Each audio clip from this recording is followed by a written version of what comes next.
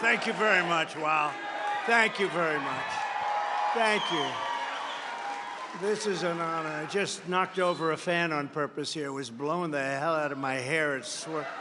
I said, I got to do a good job in front of New Hampshire. I can't have fans. We don't need anything artificial up here, right? We don't need anything artificial. So I just want to say hello, New Hampshire, a special place, a great place with many great friends and great people. I'm thrilled to be back in this beautiful state with thousands of proud, and I mean proud, I mean seriously proud, look at this, American patriots who believe in that timeless motto, live free or die. Live free. I want to thank all of the people, so many people, you know, we're killing everybody in polls. You do know that, right? I mean, just not by like a little bit, like by 40 and 50 points. We're beating them a lot. But I want to thank my New Hampshire co-chairs, Lou Gargiulo and Wyndham Selectman Bruce Breton. Bruce is here. And a friend of mine, a great guy, U.S. Senator Bob Smith. Bob, thank you very much. And your beautiful wife. Wyndham Police Chief Mike Karen. Thank you, Mike. Thank you very much. Mike. Representative Tim Cahill. And some of our fantastic supporters, Chris Stevens, David Andrakis, and Dave Aber. Where's Dave Aber? Somebody that's been with me from the beginning. I don't mean like 6 months in. I mean like from the beginning. I guess we're talking like in the 2015s. We don't even go back. We go back to 15s now. But he came, he said, you're going to win, sir. You're going to win so big. I said, really? You think so? Really? He's a total pro, by the way.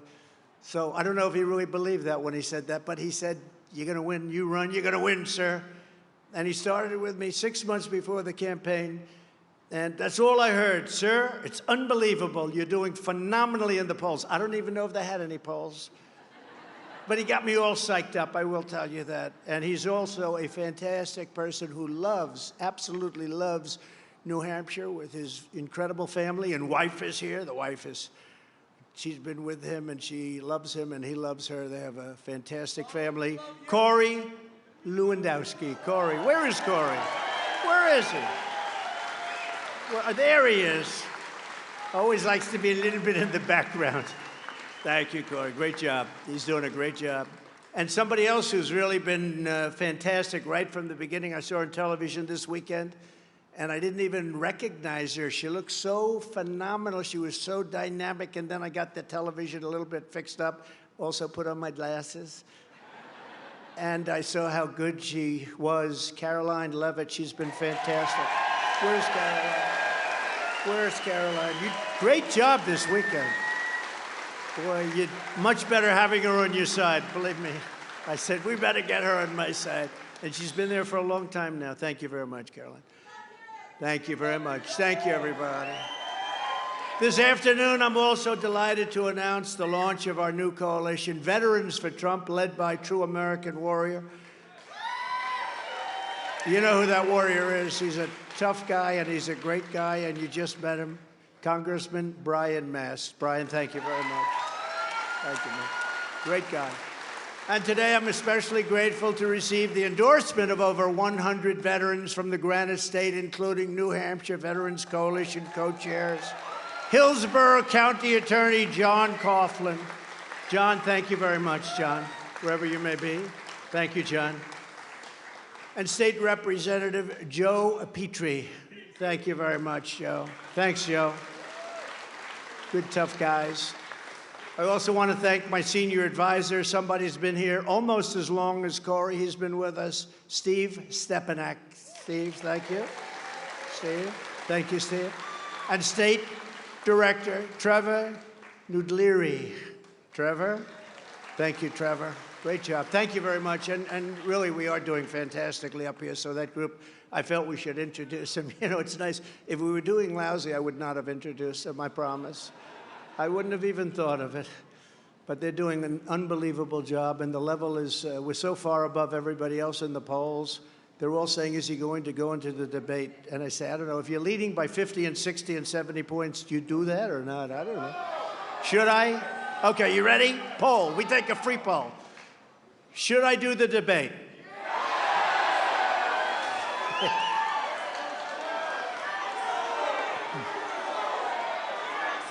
Well, maybe we'll do something else. You know, see, some people say yes, but they hate to say it because it doesn't make sense to do it if you're leading by so much, but they like it for entertainment value because they're selfish. They're selfish. All right. To every veteran in this room, we salute you, and we really do. We worked hard with the veterans, and we've had a fantastic relationship, and this is a very big and important veteran state. I probably learned more about the veterans from dealing in New Hampshire than any other state. Please stand and receive our thanks. All veterans, do you mind? Please stand and receive our thanks. Thank you.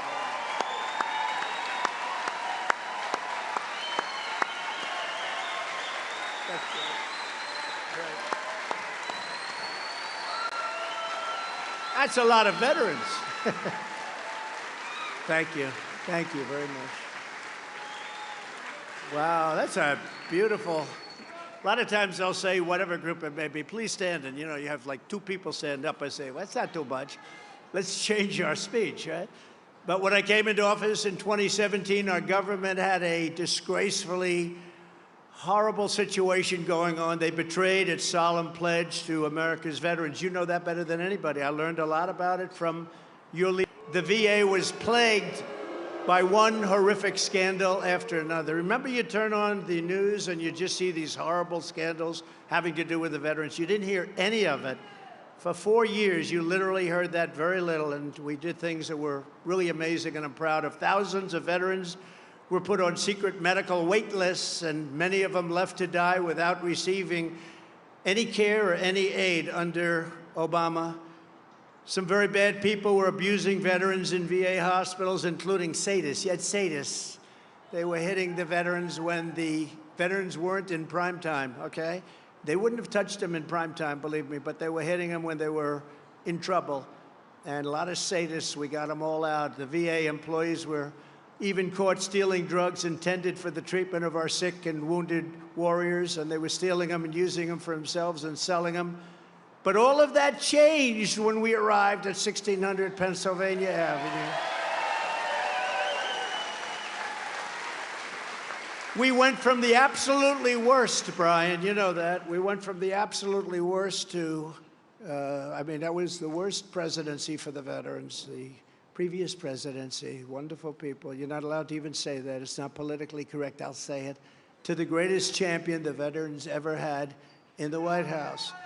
And it was very much promises made, promises kept, and a couple of the really big ones, just as I promised, I proudly signed the VA Accountability Act, allowing us to quickly terminate VA bureaucrats and bad people who mistreated our vets. We told more than 10,000 bad, corrupt, incompetent VA workers, people that were sadists, and they couldn't get rid. You couldn't get rid of them. You had no right. They could steal. They could beat people up. You couldn't do a damn thing, and we got it so you could fire them. And I said, you're fired. Get out, out, out, out of here.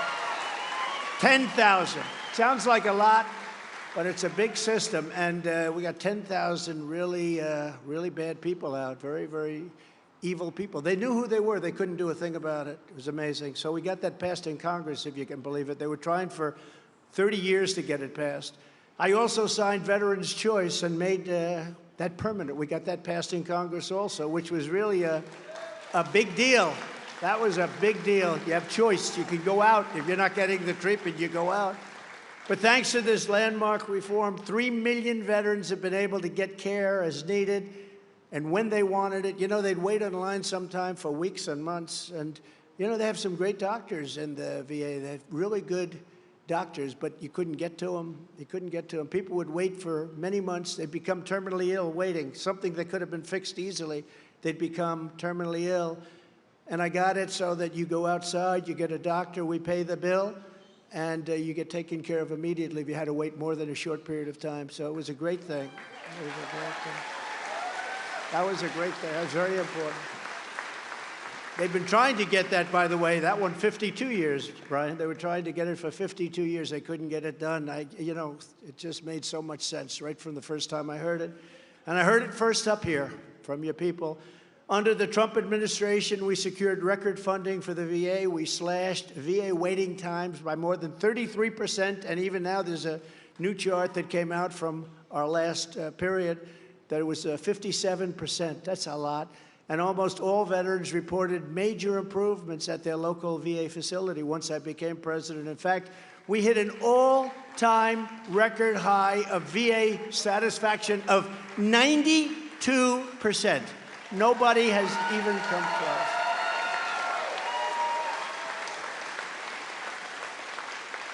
And I got angry at my people. They say he's not a nice guy. Some people didn't like me too much, as you probably heard, because we were tough. We were tough, but they said, why is it 92? Why isn't it 100? And they left the room. They said, this guy's very difficult, but we really mean it. But we hit the highest approval rating we've ever had, and I have to tell you, that approval rating now is not doing so well. You know that. You know that. A lot of bad things are happening over there. What they're doing to dismantle that system that was so good. But to help combat veteran suicide, we delivered same-day mental health care at every VA facility in America and made great strides until Biden came along.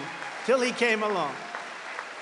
In a few short years, we turned the VA from a national embarrassment into a national example of devotion and service and loyalty to the American veteran. It was amazing, an amazing thing and an amazing success. So we got it done pretty quickly. Once we got the legislation passed, I would say it moved along very quickly. Sadly, crooked Joe Biden, and that's what he is, he's a stone-cold thief. Crooked Joe Biden has been a disaster for American veterans.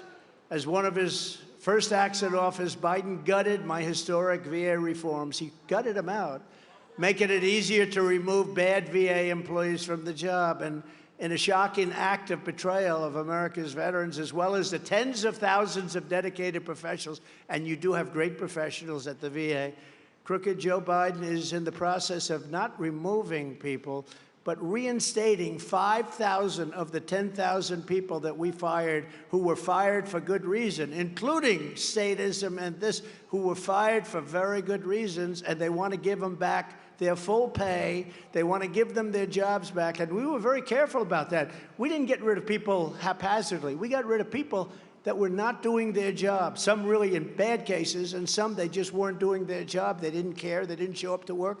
And he wants to put at least half of them back, the same people. And it'll cost over $200 million to do that. I'd rather give the money to you directly. It's a lot better.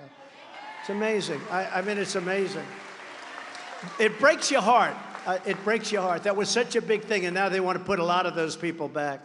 Joe Biden puts bureaucrats first, I put veterans first, and I put America first.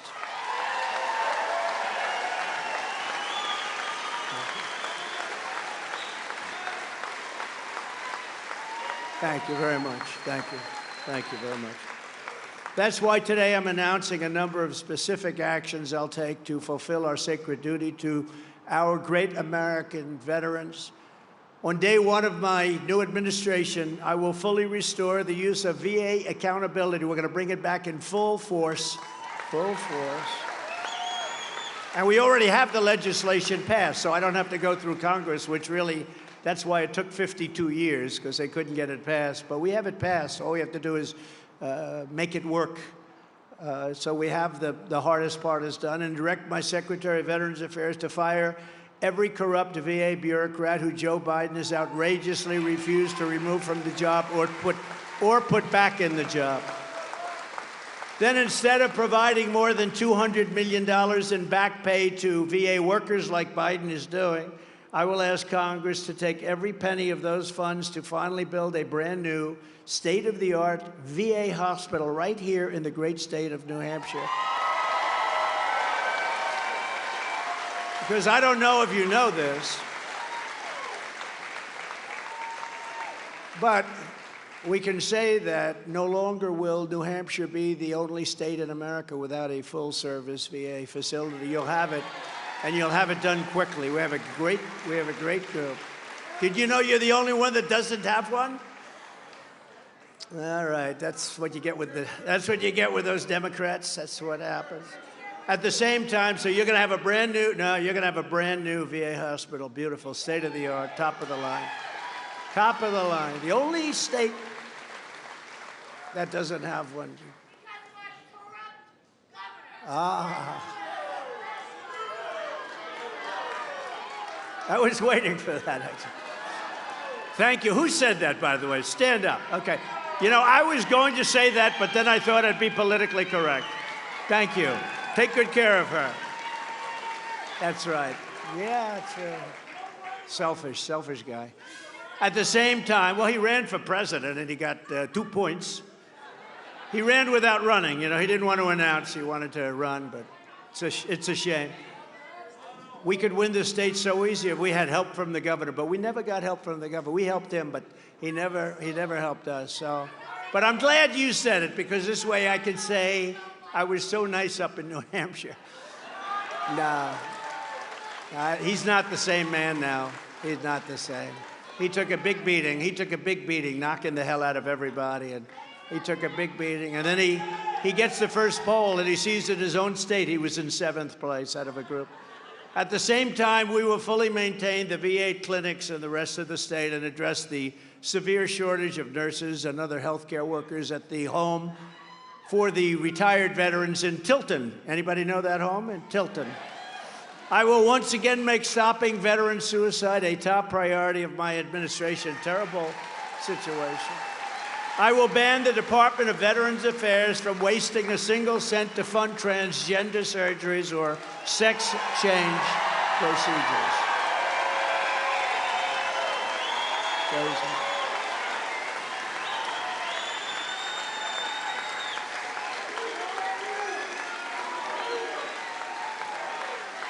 Spend a lot of money. Those are they are very, very expensive operations. And you also know you have to go through tremendous drug therapy after that. And I was always told in the military, if you take much more than an aspirin, you can't do it. But the tremendous drug therapy, it's a lot of problems. You know, we had it stopped, and then he came in. One of the first things he did is he started that up again. Those precious taxpayer dollars should be going to care for our veterans in need, not to refund radical gender experiments for the communist left. Communist left. I'll also restore the Trump ban on transgender in the military. We're going to end that. You know,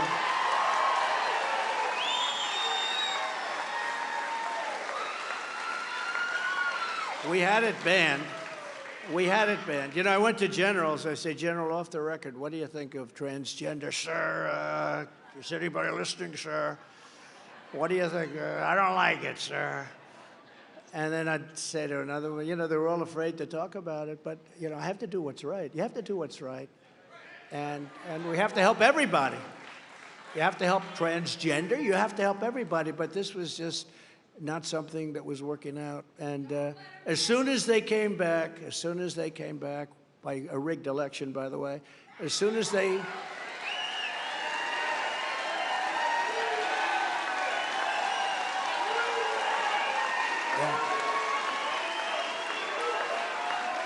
As soon as they came back, they approved that. That was one of the first things on their list. They approved it. So now they're doing a lot of things that shouldn't be done. If you talk to the real generals, not the television generals, the real generals, we got some. Hey, look, I knocked out ISIS in a few weeks with real generals. We have a great military, but we're not going to let our military go woke. That I can tell you. But the real generals in the military, down a little bit. Those guys are incredible. The way they did that, the way they took out a lot of bad people, but they took out ISIS, the ISIS caliphate, 100%, and it was surgical. It was incredible. We will get critical race theory and all other woke lunacy out of the United States Armed Forces. And we will abolish every Biden COVID mandate and rehire every patriot who was fired from our military with an apology and with back pay.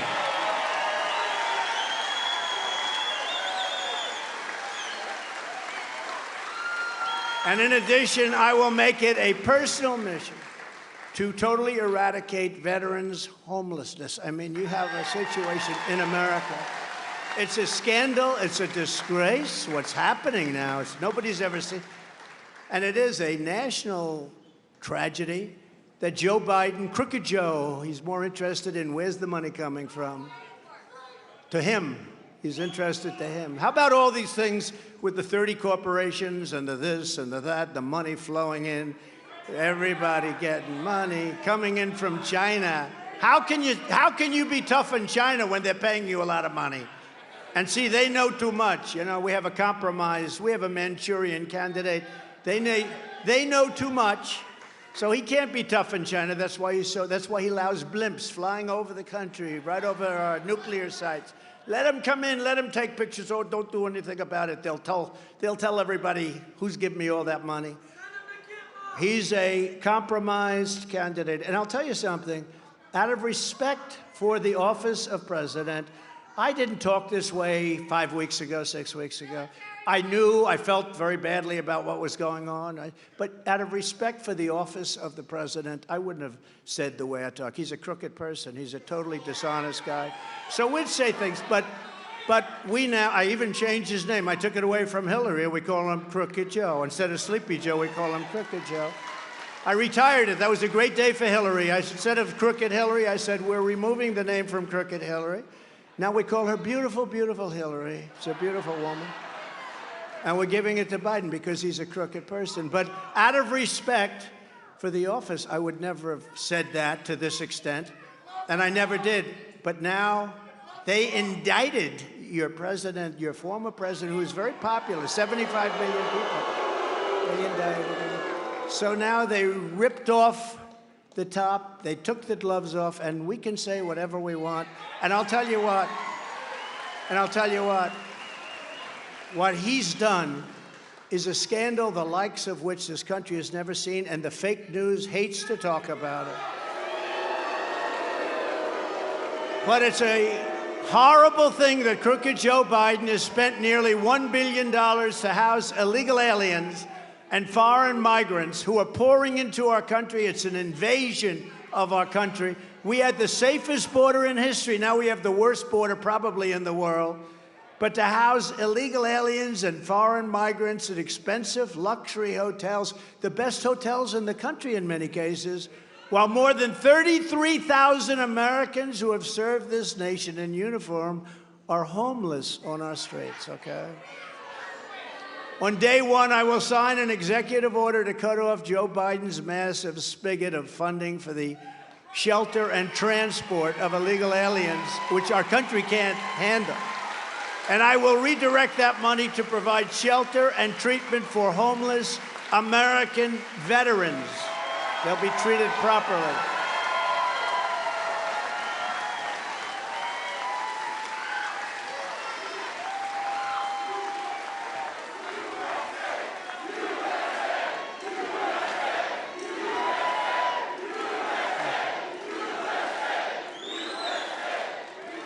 Thank you very much. Furthermore, I will finally hold accountable all of the failed leaders and television generals who gave us Joe Biden's catastrophe in Afghanistan 2 years ago this month. In my opinion, you know, I watched a lot of the parents. I spoke to many of those parents. I called them when it happened. What a horrible thing, and what they've gone through. There was no way that was going to happen. You know, we were going out, but we were going to get out with strength, with dignity. What they did when they took the soldiers out first. No, you take the soldiers out last. You take them out last. We went 18 months without one soldier being killed. I spoke to the head of the Taliban. I said, don't do it, Abdul. Don't do it, Abdul. Same man who's still running it. But when you think of that horrible event, leaving untold numbers of Americans behind, 13 dead warriors, 35 horrifically wounded, nobody talks about them, but horrifically wounded warriors, and $85 billion worth of the finest military equipment on the planet, bought by me. You know, we rebuilt the military. I rebuilt the entire U.S. military. A lot of that equipment was brand new, bought by me. It was the single most embarrassing day in the history of our country, in my opinion. I think it was, and I think it probably was what led Putin to say, this is the time. That country has had it. because I guarantee you one thing, Putin was not going in with me, and neither was she going in China into Taiwan. But Putin was not going into Ukraine. And we talked about it, too. And I got along with them great. They hate to hear, you got along with them. Yeah, it's always nice to get along. And, you know, nobody was rougher. Look, I ended the pipeline. Nobody ever heard of Nord Stream 2, right, Brian? Nobody heard of Nord Stream 2. I said Nord Stream 2, nobody knew. That's a pipeline going to Germany and taking care of all of Europe. I ended it. It was dead. And then Biden approved it his first week. So what's going on there? Under my leadership, we were leaving Afghanistan with dignity and strength, and we would not, under any circumstances, what that was surrender and humiliation. That's what it was. I think it was the most embarrassing day in the history of our country. And we had it so solid. They weren't shooting at us. They knew better because they knew they were going to get absolutely decimated if they did. When I returned to the White House, we will restore peace through strength. That's what we had. We had peace through strength. I'm the only president in many, many decades, like 8 decades, like many, many years, that didn't have any wars. We got out of wars, and we won wars. We beat ISIS. We won wars. But we got out of wars, and everybody respected us. You know, 3 years ago, we were very respected. We were very respected. They didn't play games. Nobody played games, including trade, where we get screwed by everybody. We made great trade deals, even with China. They buy $50 billion a year because of what I did for our farmers and everybody else. And we were respected, and they didn't play games. We took in hundreds of billions of dollars through tariffs on China. No other president took in 10 cents. Hundreds of billions of dollars. They were not too fond of me, but I got along with President Xi also. We gave, you know, I just looked today. I just said, look it up. I was in the plane coming up. I say, look it up. What do we give Afghanistan? Does anybody have that note? I think I gave it to Corey. We give Afghanistan now billions of dollars. I said, I didn't know that. Billions of dollars in aid. A number that is so astronomical, and this goes on a yearly basis, and they need it for humanitarian and all of that. That's good.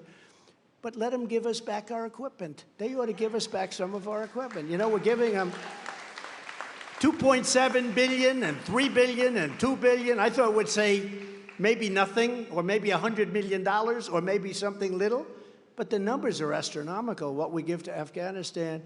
So that should be a condition of the continued aid. I mean, I don't want to hurt people, but they took $85 billion worth. They didn't take, we left because we were fools. We were stupid. We were stupid. I remember a certain general saying, sir, it's cheaper to leave the equipment behind, sir, because we were going to get out. But I would have kept Bagram, because Bagram is one of the biggest air bases in the world. Bagram cost us billions of dollars to build many years ago. And Bagram is 1 hour away from where China makes their nuclear, forget Afghanistan, where China makes their nuclear weapons. It's in Afghanistan. And they left Bagram. Late at night, they left the lights on. They left billions and billions of dollars, 1 hour away from and now China will soon be occupying that incredible base that we built many, many years ago. It's so sad. I mean, these people are just horrible. They're horrible. You know, I told somebody on the way up today, I told Brian, I told a few of the guys, so we did great in 2016. We actually did much better. As you know, we got millions more votes in 2020. The election was rigged. But there is more enthusiasm today than we ever had in 2016 and 2020. And the reason is because these people are so corrupt and they're so horrible. They're so incompetent. The reason is because they're watching. When you look at that border and you see millions of people pouring through our border, totally unchecked, nobody knows where they come from. They come from mental institutions and prisons, and they come from all over the place. 147 different countries last week, people coming in. But when you look at the border, just as an example, or when you look at high interest rates that they've set, high interest rates, when you look at the fact that oil was an all-time high and they say, let's stop drilling. No, when oil is an all-time high, you start drilling, you know, you make a fortune. We would have supplied all of Europe, everything. We would have supplied oil and gas to Europe. We would have made a fortune. We would have started paying off that big debt that we have, $35 trillion. We would have been paying it off. We would have made a fortune. And this guy stopped it. And now we're getting our oil from Venezuela. How about that one? And it's not even well, I should say we're getting our tar because they have very bad, they have very heavy, it's like tar, you have to refine it. And for the environmentalists in the group, you know where we refine it? In Houston.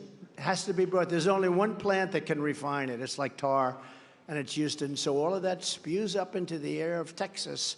We get it from there. We have the best stuff. I call it liquid gold under our feet. We don't use it. This is a crazy administration. This is like April Fool's Day.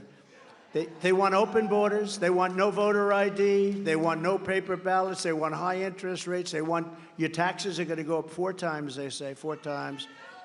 They haven't been able to break, I got you the greatest tax cut in the history of this country. And they have tried, but they haven't been able to break it yet. But at some point, it expires in another fairly short period of time. So get ready for that one. These people want you to pay much higher taxes. It's crazy. And we could do it so much easier. Everyone can see the stunning contrast between our incredible success and Joe Biden's horrendous failures. And that's one reason why we're leading so big in the polls. That's really the reason, I think. It's more enthusiasm now than 2016 or 2020, because you've seen how incompetent these people are. It's horrible. In the recent Rasmussen poll, we're up 44 points with Trump at 57, Ron DeSanctimonious at 13, and the rest of them down in single digits, really low. And in the morning consult that just came out, I wanted to see, because, every time you get indicted, I like to check the polls, because one more indictment that I think this election's over. One more. No, it's horrible. You get indicted for nothing. Can you imagine a guy? Let's indict my opponent. This becomes a third world country. The latest morning consult poll has us far ahead. We're at 59%, and the others are at like 12. One is at 12. I think that's DeSanctimonious, but he's rapidly being caught by Ramaswamy, who's good. No, Christie's, he's eating right now. He can't be bothered.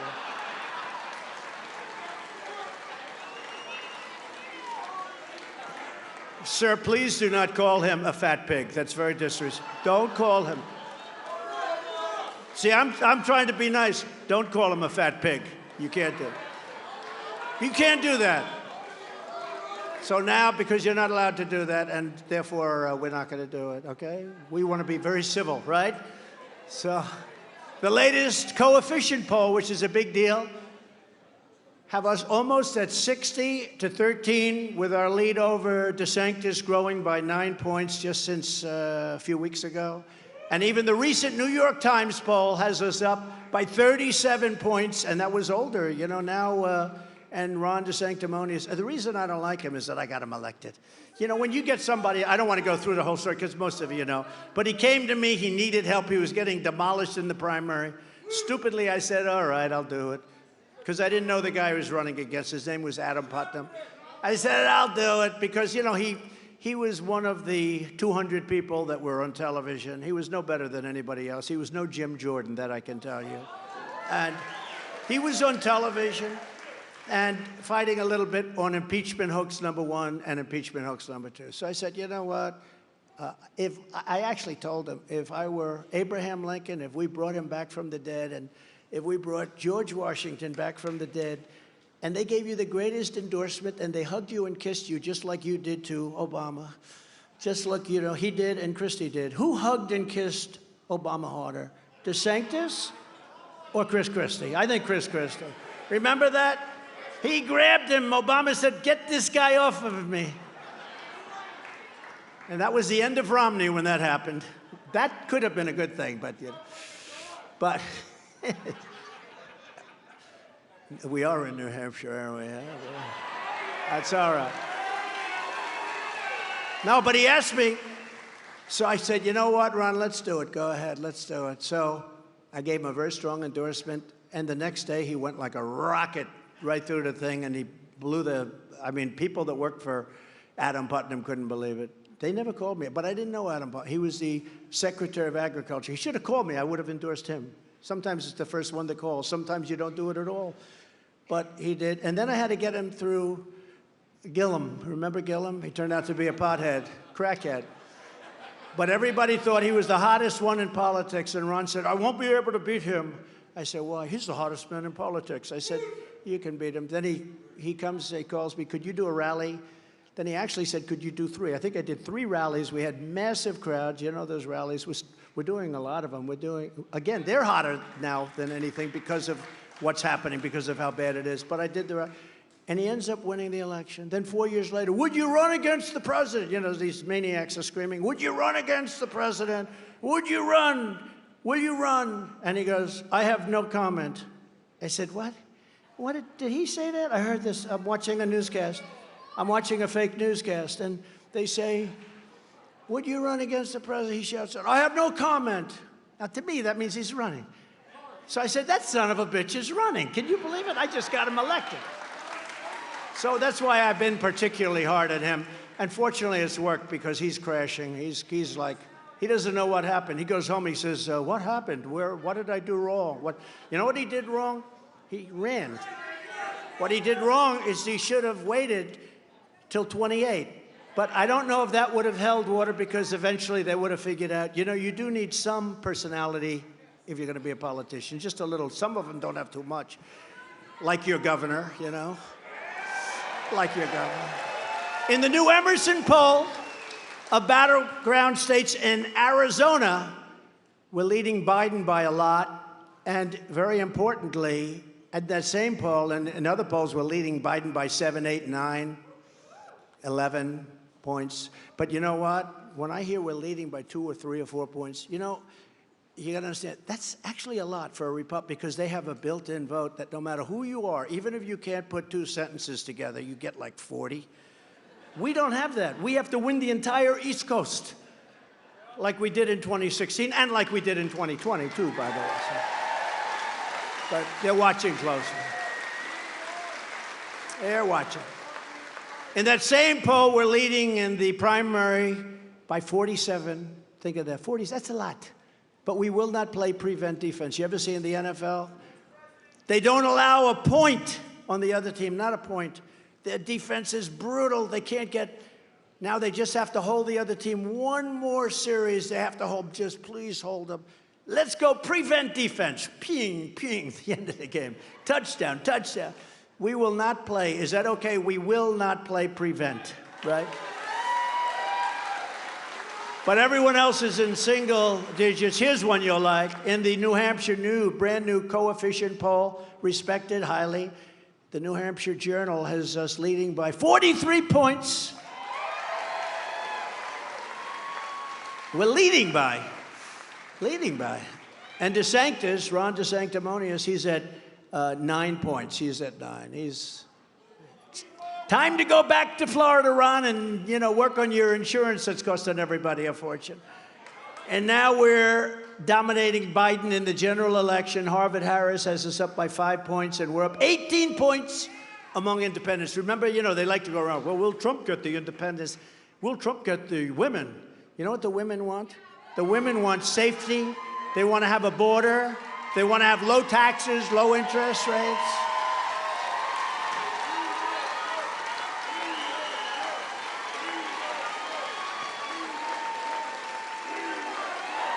They don't want, in their beautiful suburbs, you know, they talk about, oh, the suburban women. I think the suburban women like me. You know what I did?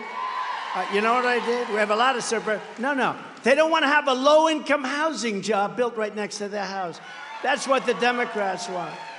So I give them strong borders. I give them good safety. I give them a powerful military. Education, so important. By the way, speaking of education, because this is largely about veterans, we are going to bring education back to the states so that each state will run 100%. We'll keep approximately 3 people in Washington just to make sure that you're teaching English, okay, as opposed to another language. Okay, you know, you need a little coordination, like everybody has to teach English if you don't mind. But we'll keep a little bit of, like 2 or 3 people. But you know, we have building after building after building, and here's the problem. No matter what poll you look at of education in the world, we're at the bottom of the polls. And we spend more money than anybody else. We spend double and triple what number 2 is, like Norway, Denmark, believe it or not, China, very high ranking, Japan. But Norway and Denmark, they said, we're following New York City. They said, we are going to follow the Norwegian system. I said, that didn't work out. You know how long that lasted? About 15 minutes, you know? That didn't work out too well for New York. I'll tell you, New York is sad. Did you see what's happening in New York with the, okay? How about, you know, when I left New York was a proud city. And now it's so sad to see what's happened to that city. And in the big new premise poll, we're beating Biden by a lot, while DeSantis is losing to Biden by a lot. So that's enough of that stuff. But, you know, the polls are phenomenal. People want us back. They remember what we had. We built the economy twice. We built the greatest economy in the world. And then we did it a second time after COVID. But these incredible numbers are the primary reason that crooked Joe Biden has weaponized law enforcement. He has weaponized. He's done something that nobody thought. They talked about it, but nobody ever did it, never to this extent, and ordered his top political opponent, me, arrested. They actually arrested right in the middle of a presidential election that Biden is losing badly. You know, he says, I'm down in the polls to Trump. Let's arrest him. Let's arrest him. Let's indict him and arrest him. Please indict him and arrest him. He's killing me in the polls. What they didn't know is that I was going to go up. Because the good thing is we have a voice. Somebody gets indicted, you go down, usually, right? I would say Corey, almost always. You go down, but they know me, and these charges are so Presidential Records Act. It's just exactly for that case. They don't want me to speak about a rigged election. They don't want me to speak about it. Whereas I have freedom of speech, First Amendment. How can my corrupt political opponent, crooked Joe Biden, put me on trial during an election campaign that I'm winning by a lot, but forcing me nevertheless to spend time and money away from the campaign trail in order to fight bogus, made-up accusations and charges? That's what they're doing. I'm sorry, I won't be able to go to Iowa today. I won't be able to go to New Hampshire today because I'm sitting in a courtroom on bullshit because his attorney general charged me with something. Terrible.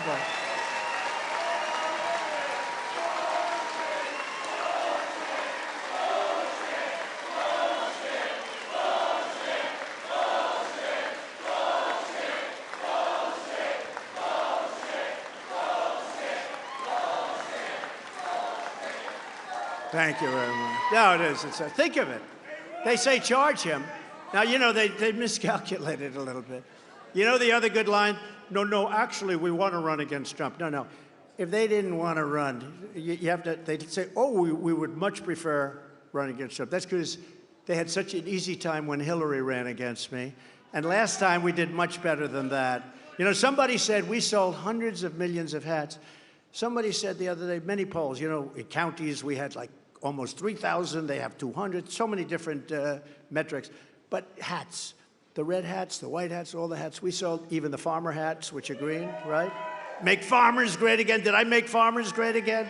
I got them 28 billion from China. That's why I said, no way I lose Iowa. Why is that? Why are you so confident? Because I got the farmers $28 billion. Nobody else did. But think of this. Somebody said it the other day. I never thought of it. There were red hats all over South Carolina. We had almost 80,000 people. You saw it. We were in this gorgeous area, this gorgeous town. I don't want to say the name of the town, because if I do, they'll try and change the name back to, you know, something else. But it was a beautiful, beautiful place, and the sheriff was great. Everybody was great. We had 80,000 people, and it was a sea of red hats mostly, but white also, green and everything. But I'll tell you, you were there, right? 80,000 people. And you took a look at that, and I said, has anybody ever seen a Biden hat? So think of it. We have hundreds of millions over the 6, 7 years, 8 years. We have hundreds of millions of hats sold. And I'm asking, has anybody ever seen a hat saying Biden? I don't think so. Well, we did have hats, because we made them, that said, where's Hunter? Where's Hunter? Holy where he turned out to be. He was in some dark places. But is this going to be where they go and indict your opponent? Is this going to be the next president's going to say, hey, listen, my opponent is doing really well all over the place. Look at the crowds we have. I mean, outside you got a lot of people. And by the way, I want to say officially for the press, it's about 110 degrees in this room. Nice job with the air conditioning, whoever. But you know what the press will say? You know what they'll say? Trump didn't look well. He was extremely wet. It's 104 or 5 degrees in this room. But we're okay with it, right?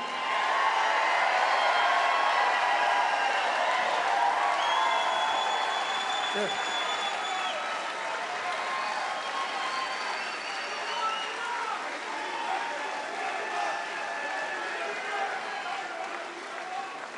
But is this going to be the future of elections in America, where a sitting president tells his attorney general to indict the opponent, to try and knock the opponent down? This is what's happening. And then you ask the simple question.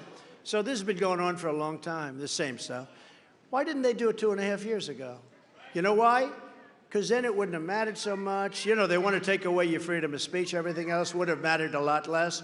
And it would have been terrible because it's all bogus. But why, if they were going to do it, why didn't they do it 2.5 years ago before the election, right?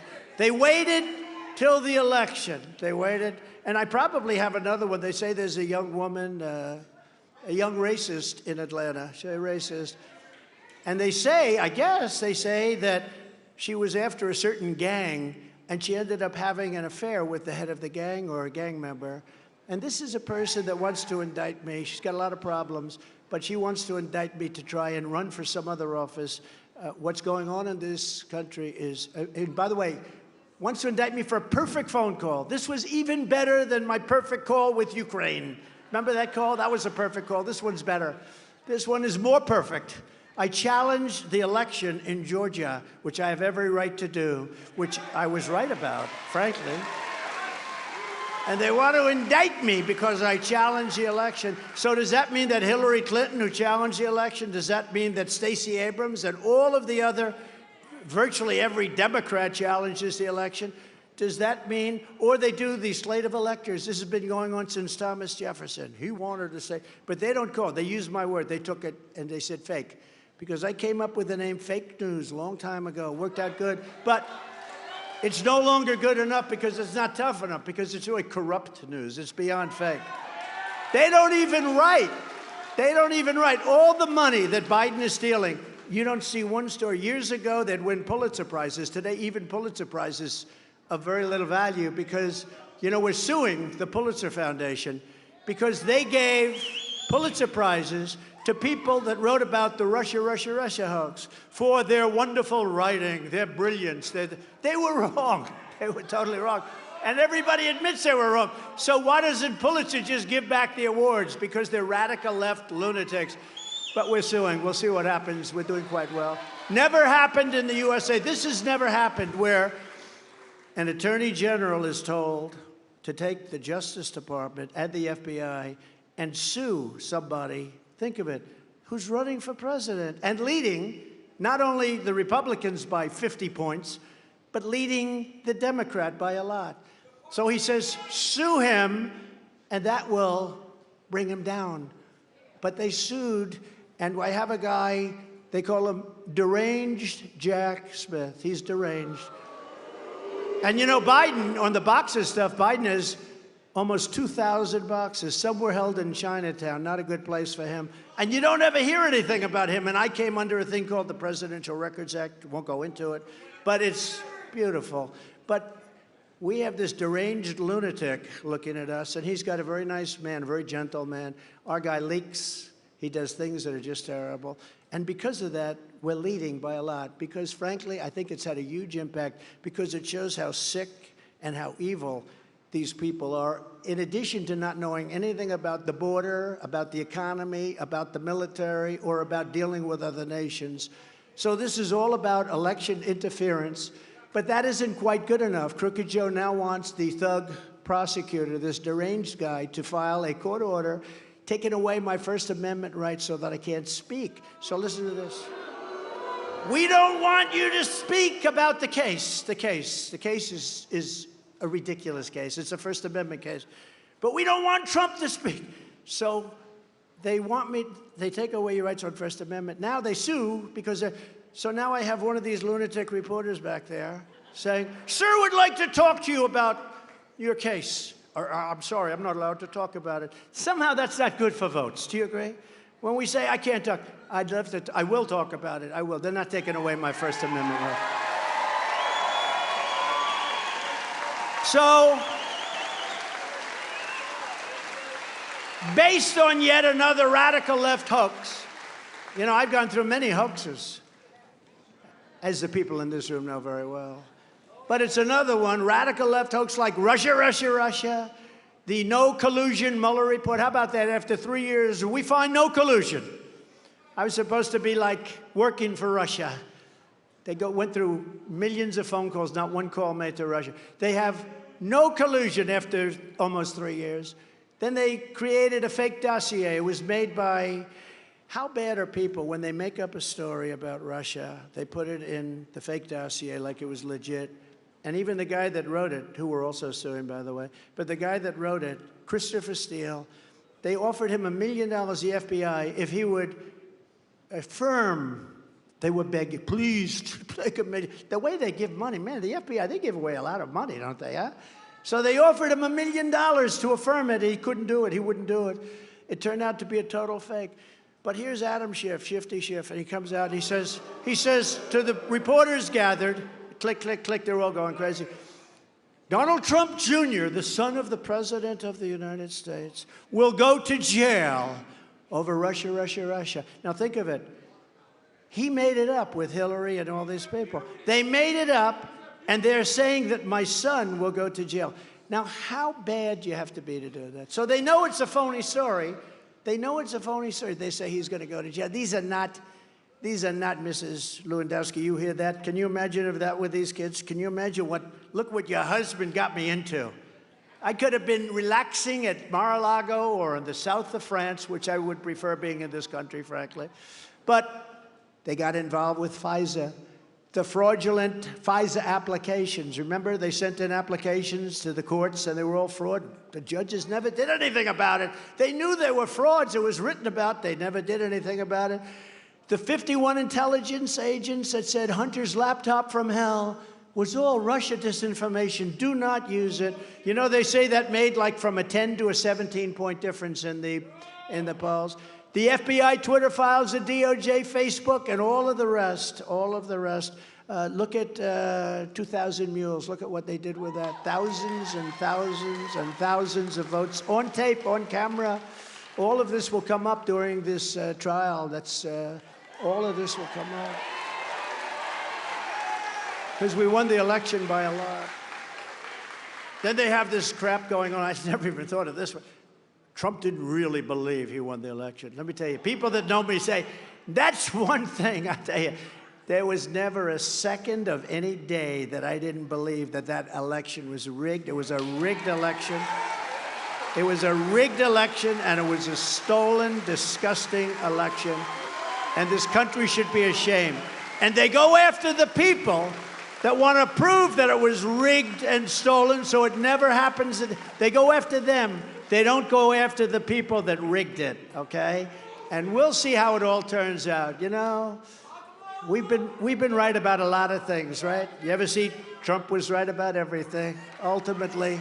Let's see how that all works out. So in other words, I'll be the only politician in American history not allowed to speak because of our corrupt system. Sir, you're not allowed to speak on the show. In other words, I'll come here and I'll say, hi, everybody. Listen, not allowed to speak.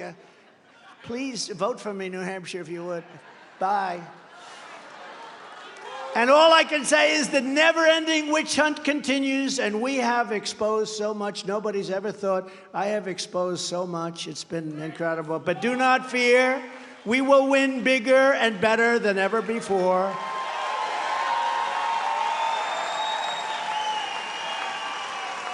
They rigged the presidential election in 2020, and we're not going to allow them to rig the presidential election in 2024. We're not going to allow it to happen. We're not going to allow it to happen, New Hampshire. And you're such an important state. You know, you're relatively small. You're so important politically. And you know, I kept Iowa and you in those first positions. Please remember that. Because I thought there was a great, beautiful tradition to it. They wanted to move you way back in the line. And I said, nope, we're not doing that. We're not doing that. You are in the position. You'll always be there as long as I have anything to say about it. Joe Biden is the most incompetent and corrupt president in U.S. history. The Biden crime family was taking in money from China, Ukraine, Russia, all these places he has to deal with, and so many others. And now whenever more Biden corruption is exposed, his henchmen charge me with a crime. You know, when they get something on Biden, oh, let's add on another indictment to that stupid indictment that we filed. Let's add on another one, because that takes the news cycle. Unfortunately, I get disproportionate publicity. So they indict me. He's right, great balls. But so they indict me. So when they want to keep something, they say, oh, man, they got Hunter again. You know, at some point, Joe is going to have to say, you know, this son thing just isn't working out. Do you agree? The son thing. The son thing's not working out too good. All he had to do is pick up the laptop. Didn't the guy call him like 11? Pick up your laptop. Pick up your laptop. I wonder where that cocaine came from. What happened? That was the quickest investigation I've ever seen. You know, somebody told me, could be wrong. I always say that way you can never get sued, you know. Somebody told me, could be wrong. I'm sure it's wrong. But in that little cubicle where it was, there would be normally thousands of fingerprints, you know, people meet her. There were none. It was clean. It was so clean. It's the kind of place I'd like to be, actually, clean. I like cleanliness. But it's called a cover-up. Every time the radical left Democrats, Marxists, communists, fascists indict me, I consider it a great, great, great badge of honor. I do. I do. Because I'm being indicted for you. I am being indicted for you. Thanks a lot. Thanks a lot. But never forget, our enemies want to stop us because we are the only ones who are going to stop them. It takes brave people to stop these radical lunatics. It takes brave people. They're sick. They're sick people. They want to take away my freedom because I will never let them take away your freedom. That's what's happening here. They want to silence me because I will never let them silence you. And in the end, they're not after me, they're after you. I'm just standing in their way, and I always will stand in their way, I promise. And if you put me back in the White House, their reign will be over, and America will be a free nation once again, because we do not have a free nation.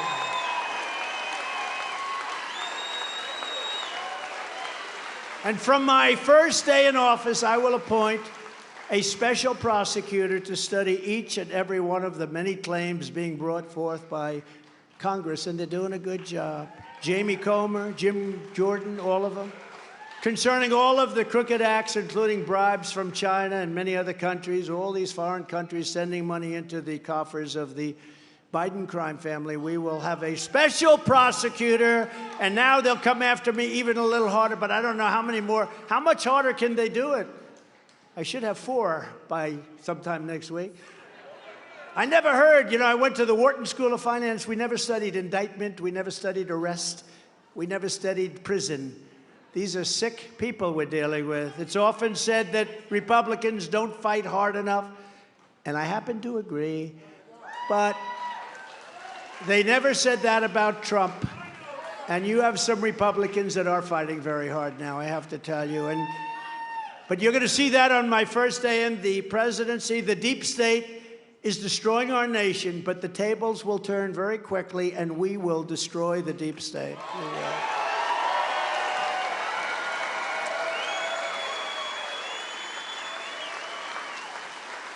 And we got rid of a lot. It didn't look like it, but we got rid of a lot. But we're also fighting like hell and also doing a great job in holding back China, holding back North Korea, Kim Jong-un. All of a sudden, that problem stopped. Russia would have never gone in. China would not be talking about Taiwan right now. We did a great job. I mean, when you think about it, we did a job that very few people have done, on top of the greatest economy ever strongest border ever, all of these things, and we had this stuff hanging over our head all the time. That's all they do. They're the party of misinformation and disinformation. In just 4 short years, we already achieved more than any administration, probably in the history of our country. We delivered the largest tax cuts and regulatory cuts by far in history, and likewise, we built the greatest economy in history. We achieved energy independence and would have shortly gained energy. We were going to be dominant, energy dominance for the first time ever. We had gas prices at $1.87 a gallon. After years of bitter betrayals, you really have high prices here. Your electric costs are about the highest in the country. Good luck with your electric cars, everybody. How dumb is that? And they're sitting all over the place. Nobody wants them. How crazy? Let somebody, if you want an electric car, you buy an electric car. But you got to have choice, just like you're going to have school choice. After years of bitter betrayals of New Hampshire workers, I ended the disaster known as NAFTA, the worst trade deal ever made, replaced it with the USMCA, the best trade deal ever made. In fact, it's such a good deal that Mexico and Canada are now trying to renegotiate it with the Biden administration. And I say, don't let them do it.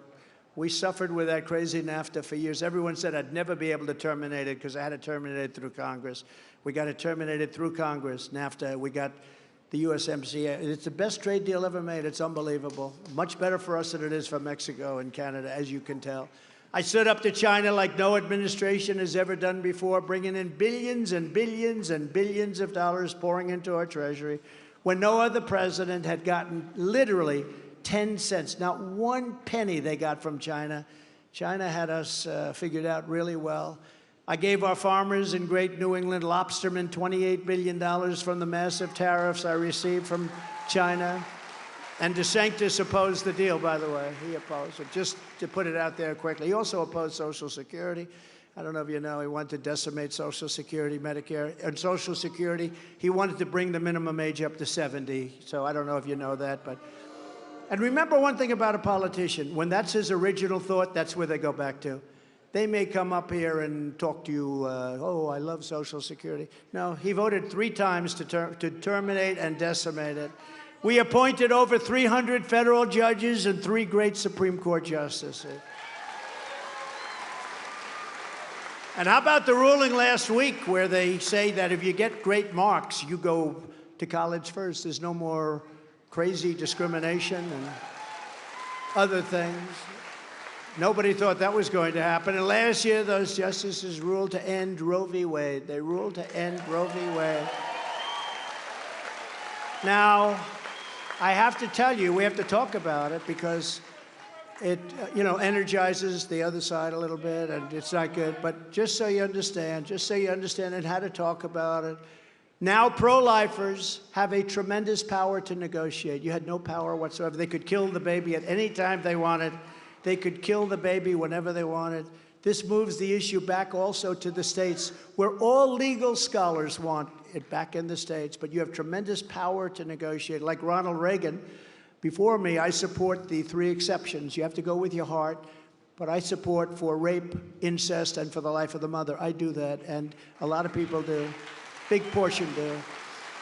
And remember this, the Democrats, though, we're not the radicals. They're the radicals because they're willing to kill babies in their 5th, 6th, 7th, 8th, 9th month, and even after birth.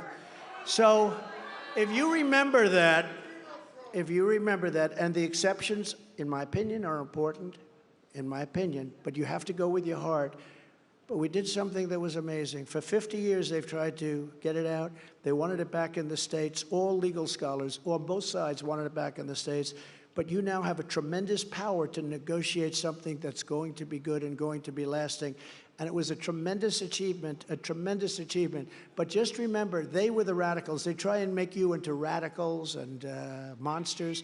They were the radicals because they were killing babies in 5th, 6th, 7th, and nobody on either side wants that to happen. They did a poll of Democrats the 9th month. They had like nobody. So you have to remember, so you're in a very good position. You have the power now of negotiation We gave you something that was really a fantastic thing that most people thought couldn't be done, and now you have to use it wisely. They're the extremists, not us, and we created the most secure border in U.S. history. We built nearly 500 miles of border wall. We got Mexico to give us 28,000 soldiers free of charge. Remember when they said, oh, Mexico didn't pay? Mexico gave us 28,000 soldiers free of charge. That's a lot more than a little bit for the wall and a lot less complicated. I said to the president, you know, a lot of people are coming in from Mexico. The cartels are bringing in really bad people. You have to give us soldiers. No, no, no. No, no, I will not do that. I said, no, you have to. How many do you need? 28,000. Well, that's a lot. That's a lot of soldiers. Pancho Villa, you know, with the bullets going on. Pancho Villa, these soldiers aren't politically correct either. Ours have to be politically correct. If our soldier speaks up to a person a little bit rough, they put him in the brig for the rest of his life, okay? It's not good what they do to our soldiers, I tell you. They don't get it. But we had 28,000 soldiers. So people say, well, what about Mexico? Did Mexico? But no, I said, much better. But they said, we're not going to do it. I said, that's okay. Don't do it, but you're going to suffer big consequences, because what I'm going to do is I'm going to sign legislation, which is on my desk, that for every car, you know, they took 32% of our business out of the United States over a period of 22 years. 30, not during my administration, nothing. Because I told people, you go there, you're going to put a big tariff if you sell it back in. That's all you had to do, and you would have kept everybody. But they took 32. I said, here's what you do. If you don't give us 28,000 soldiers, I am going to put a 25% tariff on everything that Mexico sells into the United States, meaning you're not going to sell anything because nobody's going to want it. No, no, no, you should not do that. I said, that's what I'm going to do. And they said, you know, in thinking about it, we would be honored to give you 28,000 soldiers. So we had 28,000 soldiers. Remain in Mexico, that was another one I got. Remain in Mexico. When these people come in, they come into our country and they stay and they never leave. That's it. And they're criminals, and they come in from many times, many jails. They've been emptied out.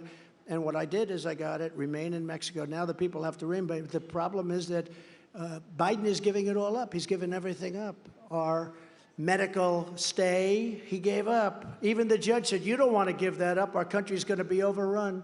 So they gave it up. But all of that was just the beginning. Here's some of the agenda that I will immediately implement when we become that's you and me, we're all going to become the president of the United States, 47th president of the United States. And before I even arrive at the Oval Office, shortly after I win the presidency, we will have that horrible war between Russia and Ukraine settled. It'll be settled. I know them both very well. Get it done very quickly, maybe in 24 hours. And I'm the only candidate who can make you this promise. I will prevent World War III. I'll prevent it. Not going to happen.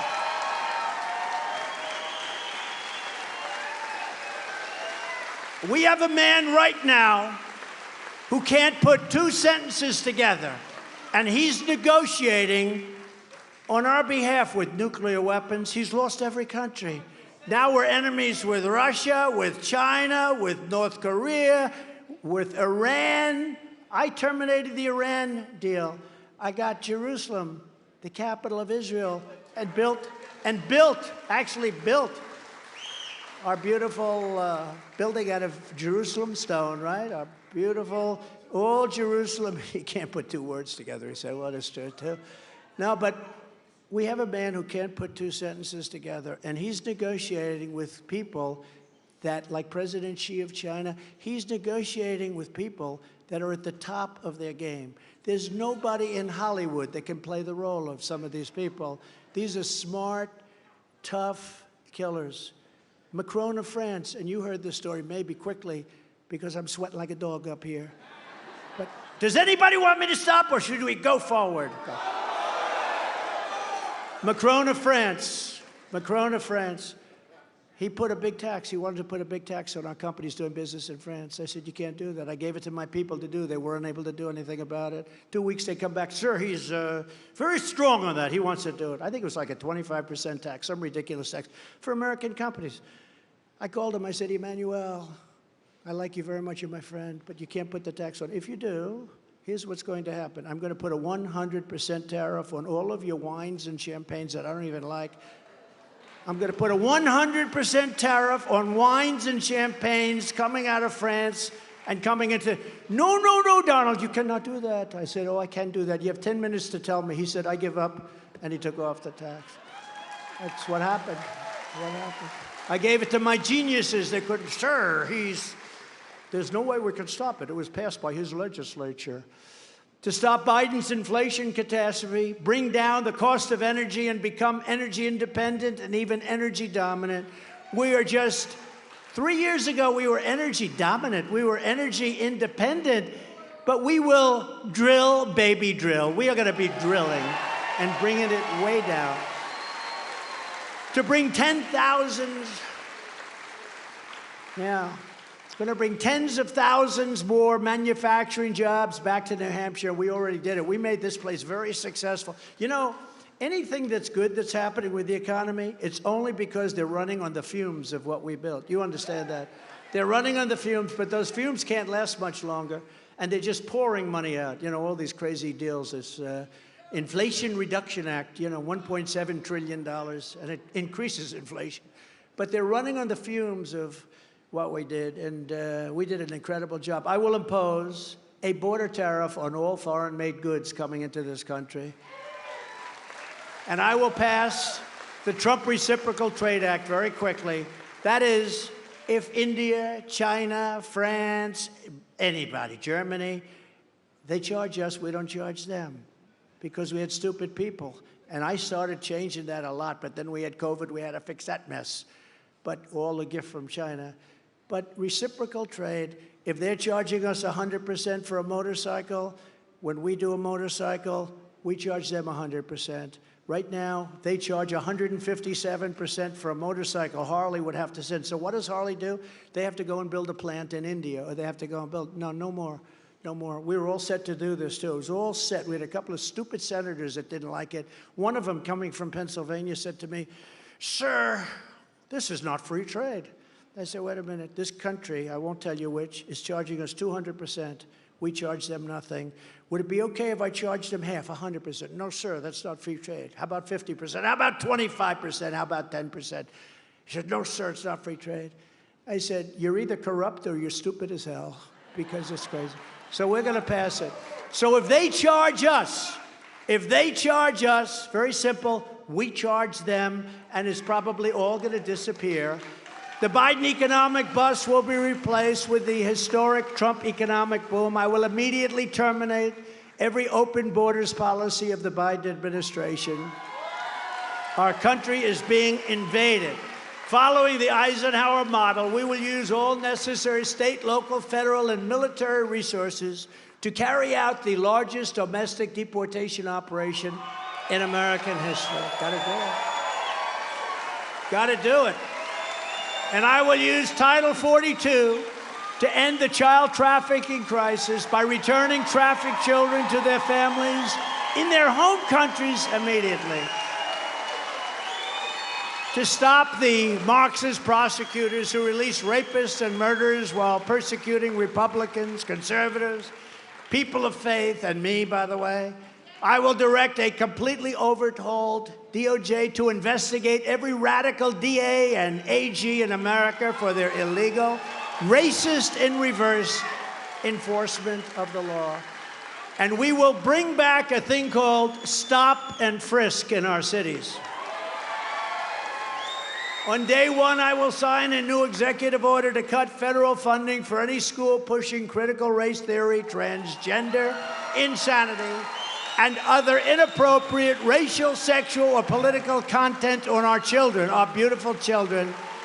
Our beautiful children are being destroyed by these maniacs. I will keep men out of women's sports. It's very easy to do. And I will sign a law prohibiting child sexual mutilation in all 50 states. Can you imagine? Can you imagine even having to say that? Think of this.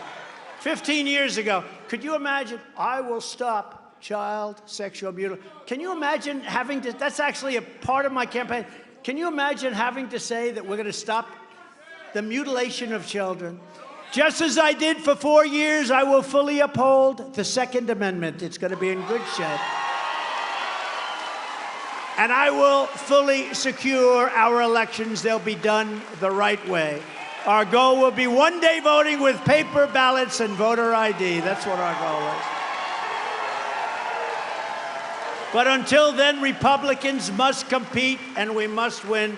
2024 is the most important election we've ever had. But this is what we must do to restore our country to greatness. The USA is a mess. Our economy is crashing. Inflation is out of control. China, Russia, Iran, and North Korea have formed together as a menacing and destructive coalition like we've never seen before.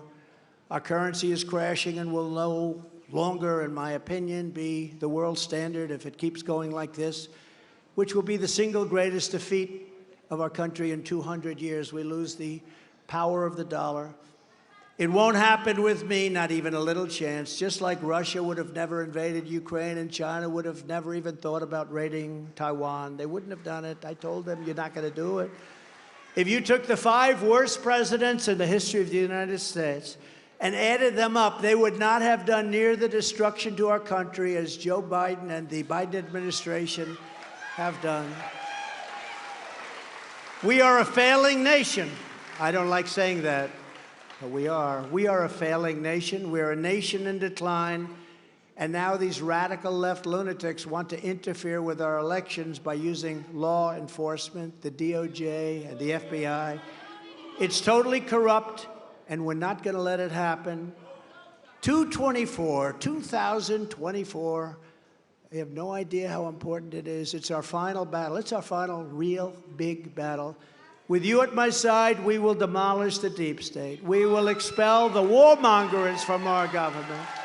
We will drive out the globalists. We will cast out the communists, Marxists, and fascists. We will throw off the sick political class that hates our country. We will rout the fake news media. We will defeat crooked Joe Biden, and we will drain the swamp once and for all.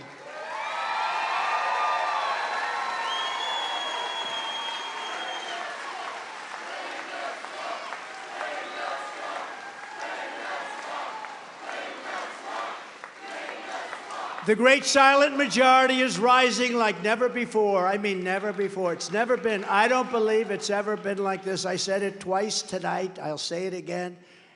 We have never had anything like it. The spirit, the love, the passion. There's never been anything like this. And we went through 2016 and we went through 2020, and most people would say they were the most passionate. This is blowing it away. But we've never had anything like this, never before. And under our leadership, the forgotten men and women will be forgotten no longer. With your help, your love, and your vote, we will put America first. We will make America. We're going to make America greater than ever before. We're going to make it great. It's hard to believe right now. Our country is at such a low point. We will make America greater than ever before. Thank you, New Hampshire. God bless you. God bless you, New Hampshire. God bless you all. Thank you.